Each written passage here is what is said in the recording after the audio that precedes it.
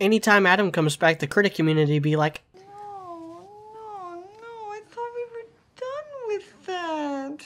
I'm Mediocrity4, and this is my review for RWBY Volume 6, Episode 10. If you haven't seen the episode yet, you may want to before watching this review. I'm in the minority of thinking that this episode was actually stronger on its own and as part of the greater whole than last week's episode. All the problems I have are just carryovers from previous episodes. Cordova and her cringy-ass guards are, yeah, still cringy. Geez, maybe if they wanted to make them a major threat, they shouldn't have introduced them using a dumbass cringy gag scene. Adam shows up right when the story needed him, but it would have been pretty cool and flew over better with fans and critics had there been at least one 5-second scene showing that he was tailing Blake. And the mech is dumb because it doesn't fit the general slick aesthetic previous Atlas stuff had. Then again, neither does anything else in Argus. And if we get some actual teamwork and a kick-ass fight out of this, a lot of it will be forgiven. As for the other complaints, I think there's a bit of a dissonance with some critics. Some people just can't get their head around the fact that actual people, even smart people, do stupid shit, and therefore so should some fictional characters every once in a while. So, if the tower is a good distance from the coast, and Yang is the only one who can drive the bike, and Blake is the one with the most experience sabotaging Atlas tech, kudos for actually making that an important plot point for the first time in forever by the way, then logic would dictate that Blake and Yang are the best pair to take down the tower. Now,